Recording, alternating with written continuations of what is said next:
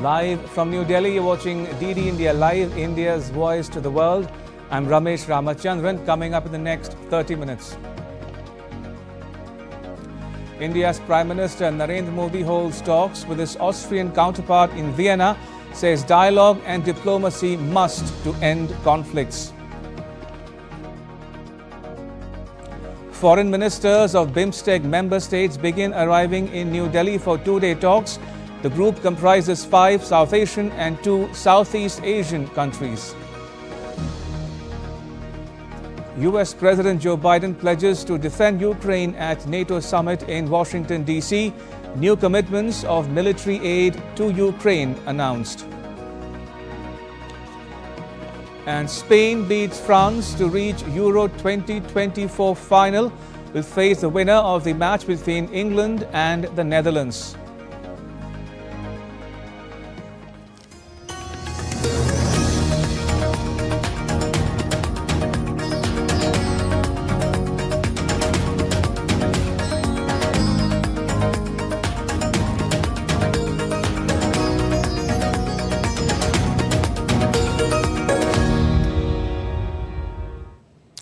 India and Austria have agreed to raise their partnership to a strategic level.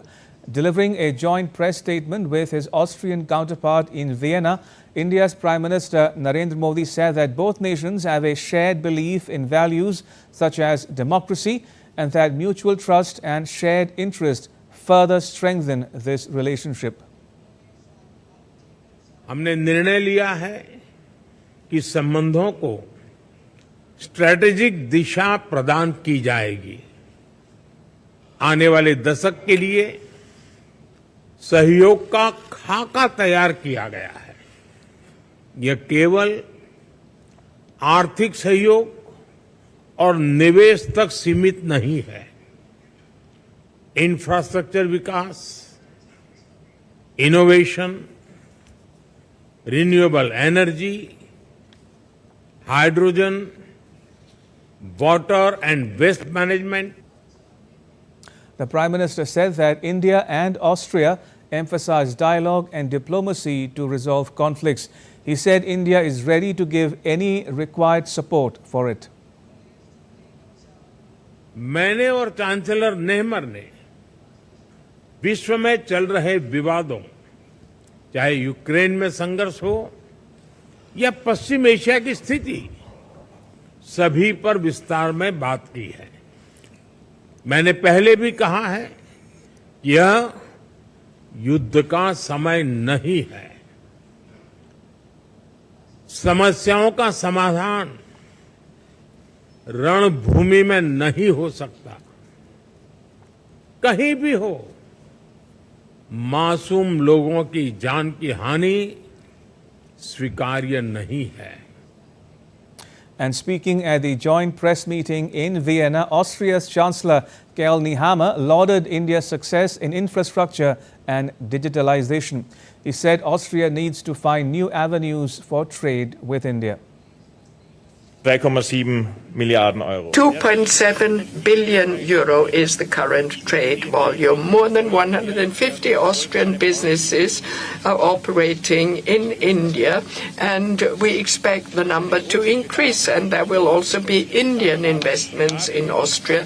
There is high demand for economic cooperation, particularly when it comes to renewable energy, about environment and urban technology, urban development and infrastructure development.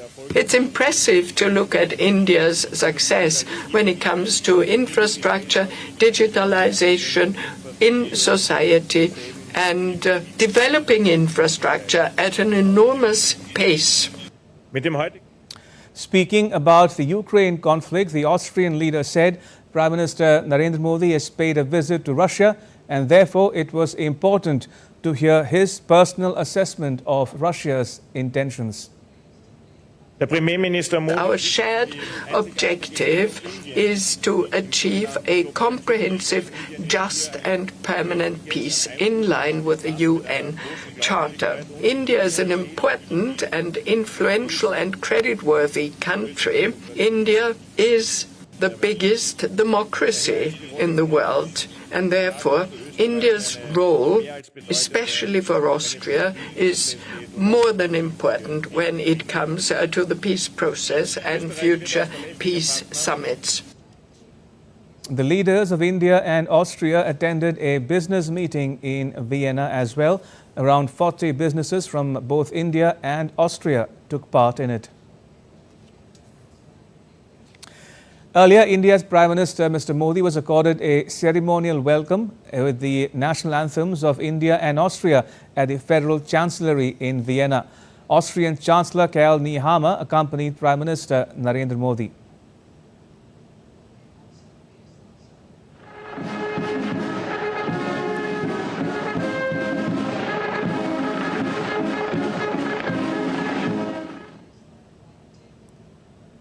India's Prime Minister signed a guest book on the occasion. It's the first time an Indian Prime Minister is visiting Austria in 41 years. The two leaders held delegation-level talks. Several regional issues and political and economic discussions were held between them. All right, now take a look at the history of India-Austria relations and how it has transformed over the years. Now, India and Austria established diplomatic relations on the 10th of November in 1949. It marked the beginning of a strong and friendly partnership between the two nations. India and Austria have a thriving trade relationship with bilateral trade standing at $2.93 billion in 23-24, comprising Indian exports worth $1.52 billion and imports worth $1.41 billion. India has invested more than $1 billion in Austria, while Austria has invested more than $800 million in India. It showcases the strong economic ties between the two countries. Now, there are vast opportunities for cooperation in infrastructure, renewable energy, e-commerce, fintech, startups and tech hubs. India and Austria signed a comprehensive migration and mobility agreement in May 2023 to enhance the flow of students, academics, researchers and professionals between the two countries. Balthasar Springer, an Austrian traveller, visited India in 1505. It marked one of the earliest recorded interactions between the two nations. The teaching of Sanskrit at Vienna University dates back to 1845, reflecting Austria's long-standing interest in Indian culture and language. Nobel laureate Rabindranath Tagore visited Vienna in 1921 and 1926, strengthening cultural ties between India and Austria. India and Austria also have had a rich cultural exchange with renowned Indian artists such as Ustad Amjad Ali Khan, Zakir Hussain, Pandit Hari Prasad Chaurasia, Pandit Vishwa Mohan Bhatt, Anushka Shankar and Maestro Zubin Mehta performing in Austria. Today, there are more than 31,000 Indians living in Austria, contributing to the strong people-to-people connections between the two nations.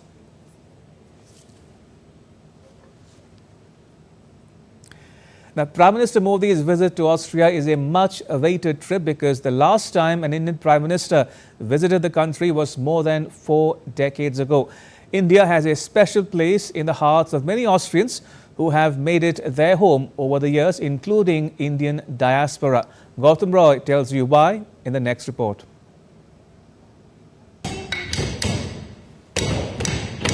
Be it yoga, Ayurveda or traditional art and culture like Bharatanatyam, India has had a special place due to its soft power in distant lands for centuries.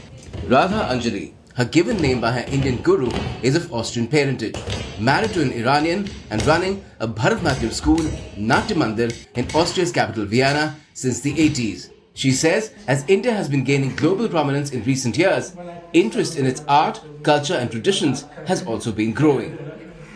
Performed almost all over Europe and in India.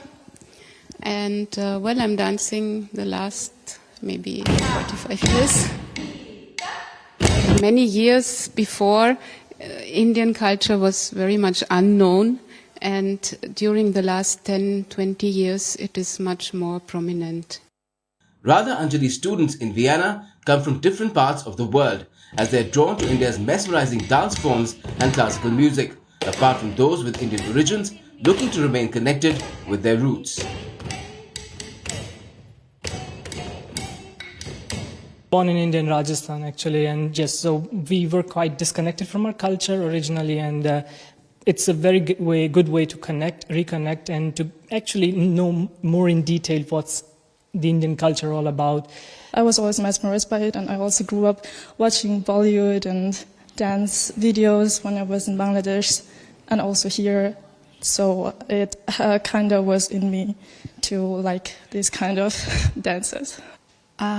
I did yoga, a lot of yoga. I did my study in yoga at yoga teacher, and I were in Indian, and it was for me completely wow.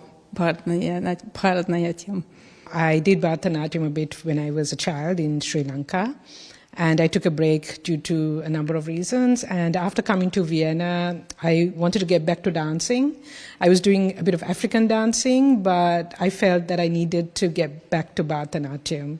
It just feels more connected. As India's Prime Minister Narendra Modi visits Austria, it's only natural for all things Indian to figure even more prominently in the host country, leading to more awareness, interactions and proximities between the two cultures and people. India has always had deep wells of art, culture and traditional knowledge to draw from for any individual from any part of the world. But with rising consciousness about India, its economic prowess or even the capabilities of its individuals, there are imprints of India now all over the world, and Austria is no stranger to it. With camera person Pramod Negi, Gautam Roy in Vienna for DD India.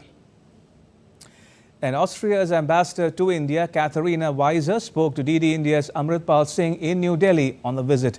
Take a listen.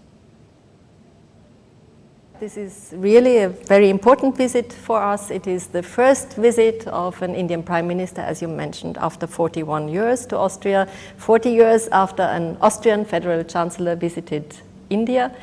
And this visit is taking place in a year when we are celebrating 75 years of bilateral relations. So we are happy about that fact also, that this high-level visit is now sort of a manifestation of the very good place that we are in at the level of our bilateral relations. The ambassador also spoke about bilateral economic relations. Our bilateral economic and business relationship is a very important central part of our bilateral relationship. We have been improving that also over the past years. There's more interest, not only from Austrian companies, but also from other companies. There's a more international focus and interest also in what is happening in India. And also from Austrian company side, obviously, we have 150 Austrian, so subsidiaries of Austrian companies in India. Meanwhile, India's Commerce Minister Piyush Goyal has said that Prime Minister Narendra Modi is receiving Russia's highest civilian honor. The Order of St. Andrew the Apostle is a recognition of his global leadership and unwavering commitment to time-tested ties between India and Russia. I would like to take this opportunity to congratulate Prime Minister Narendra Modi on being conferred Russia's highest civilian award, civilian honor, the Order of St. Andrew the Apostle. It is a matter of pride for 140 crore Indians on whose behalf the Prime Minister has accepted this award. He is the first Indian leader to receive this award. India's External Affairs Minister Subramaniam Jaishankar will host his counterparts from BIMSTEC countries for the second Foreign Ministers Retreat in New Delhi on the 11th and 12th of July. Discussions will be held to broaden and deepen cooperation across various sectors, including in the fields of security, connectivity, trade and investment, and people-to-people contacts in the Bay of Bengal region. The first edition of the BIMSTEC Foreign Ministers Retreat was held at Bangkok in Thailand on 17th July 2023. Now, BIMSTEC has 7 members: India, Nepal, Bhutan, Bangladesh, Sri Lanka, Myanmar and Thailand. Bhutan's Foreign Minister D.N. Dungyel and Deputy Prime Minister and Foreign Minister of Myanmar Youth and Sway arrived in New Delhi on Wednesday.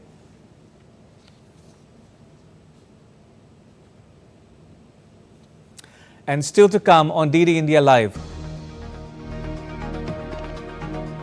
World leaders gather in the US for a NATO summit as the Transatlantic Military Alliance celebrates its 75th anniversary. And Donald Trump will try and move on from his recent convictions and unite the party at its convention next week.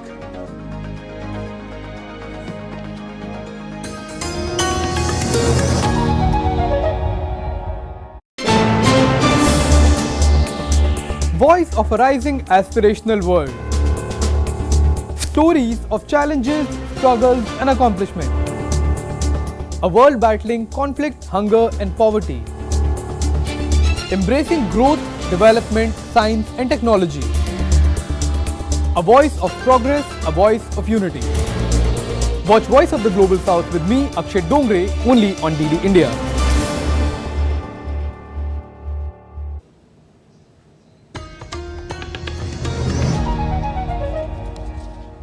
You're watching DD India Live. I'm Ramesh Ramachandran. World leaders have gathered in Washington, D.C. for a NATO summit as the Transatlantic Military Alliance celebrates its 75th anniversary. French President Emmanuel Macron and British Prime Minister Keir Starmer reached Washington, D.C. on Tuesday. It marks Starmer's inaugural appearance at a global summit after coming to power.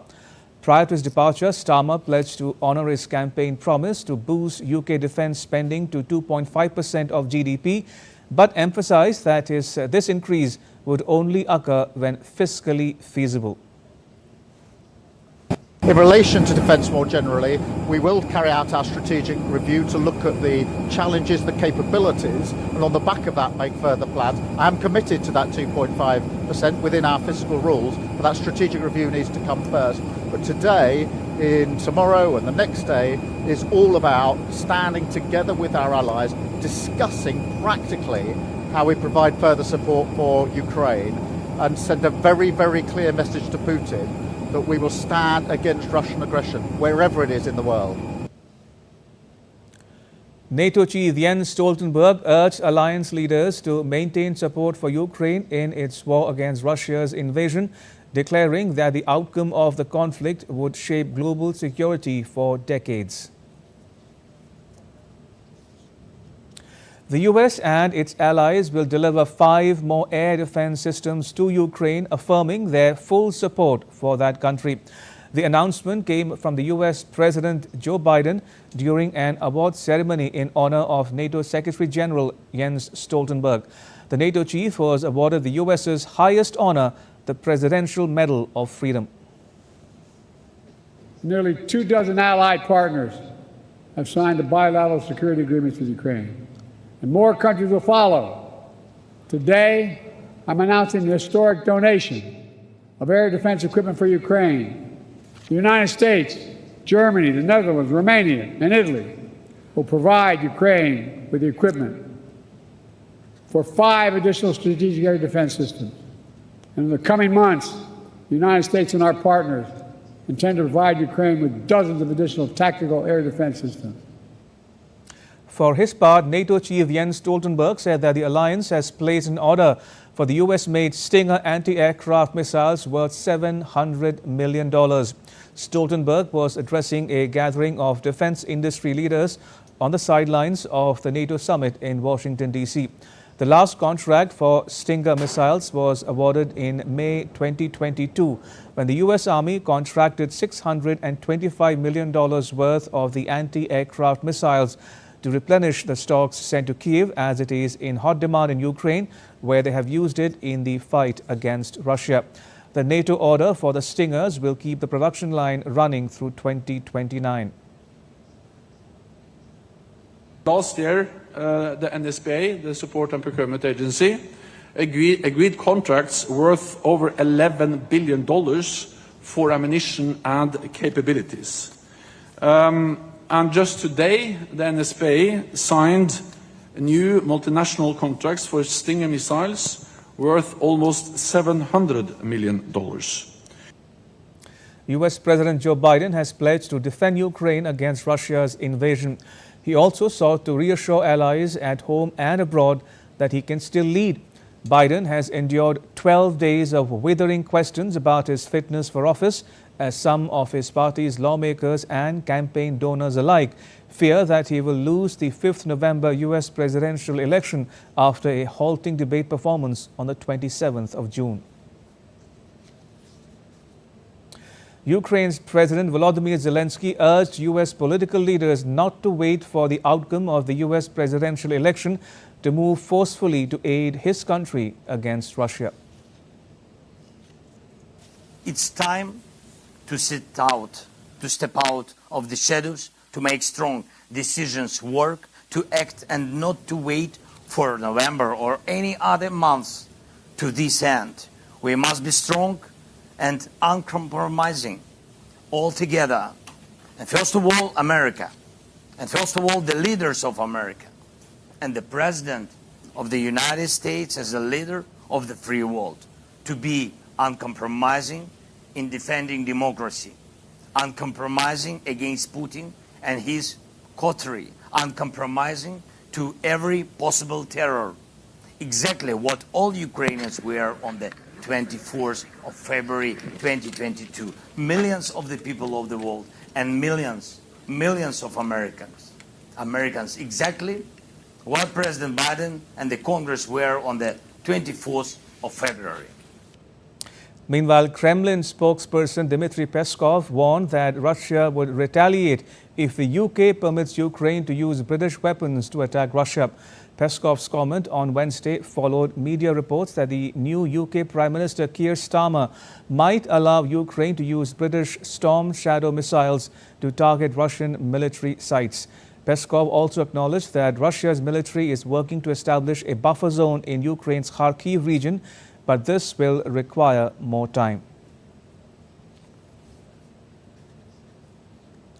Speaking in Israel's parliament, the country's defense minister Yoav Gallant said on Wednesday that 60% of Hamas terrorists had been killed or wounded as a result of Israel's military offensive on Gaza. We have eliminated or wounded 60% of the Hamas terrorists. We have disbanded 24 battalions, or the vast majority of them. We have returned half of the hostages, and we are determined to retrieve the rest. And all of us, the security establishment and myself heading it, are determined to achieve the goals of the war and complete them. In some more news from India now, the country would present its budget on the 23rd of July. Micro, small and medium enterprises are hoping for significant relief in it. They're seeking relaxation in taxes, a streamlined goods and services tax processes, and overall improvement in ease of doing business. Now, this is crucial for the sector, which accounts for 63 million registered enterprises. The MSME sector accounts for 30% of the country's gross domestic product, or GDP. It's the second largest employer after agriculture. The share of exports from products specified for MSMEs constitute 45.5% of the country's total exports. The government can play a pivotal role in driving technology adoption across MSMEs by providing financial incentives, framing supporting policies, and setting up an R&D fund for MSMEs. Our goal is that the value addition today, which is at about 18 to 20%, doubles to about 35 to 40% in the next 5 years, and we are able to take forward the component manufacturing ecosystem, and there the role of MSMEs is going to be really significant. There are three key challenges constraining sustainable growth in the MSME sector: get paid, get capital, and get digital. By using digital tools, MSMEs can gain access to much wider markets and supply chains, and get discovered by millions of consumers in India and the globe. India's MSME network, currently housing 633.9 lakh enterprises, hold immense potential to drive India's mission of becoming the third largest global economy by 2027 and achieving Viksit Bharat by 2047.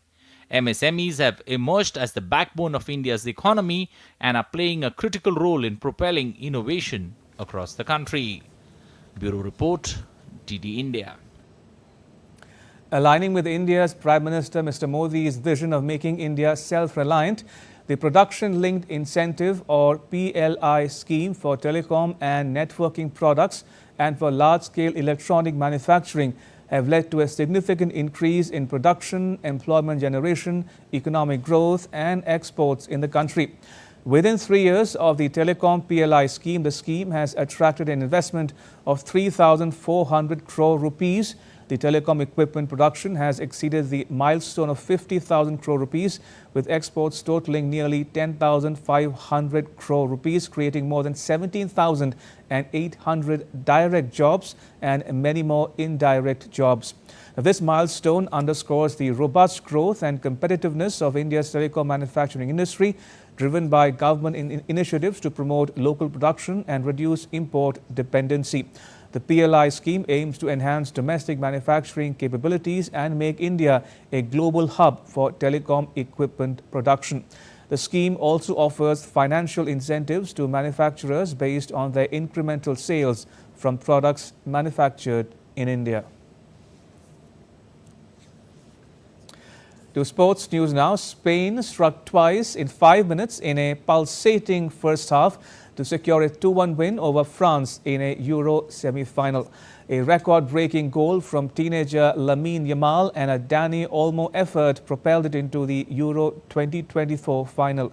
The 16-year-old Yamal scored with a sublime shot in the 21st minute to become the youngest scorer in a Euro or World Cup, before Olmo added another in the 25th. They'll now face the winners of Wednesday's match between England and the Netherlands in the final in Berlin on Sunday. And with that, it's a wrap on this edition of DD India Live. You can get all the latest news and updates on the DD India mobile app. It's available on Android and iOS platforms. You can scan the QR code on the screen now to download it. Let us know your thoughts on the news of the day. You can connect with us on Facebook, X and Instagram. You can also check out our website ddindia.co.in. We'll be back with more news as it breaks here on DD India. I'm Ramesh Ramachandran. All of us here in New Delhi, thanks for watching DD India Live.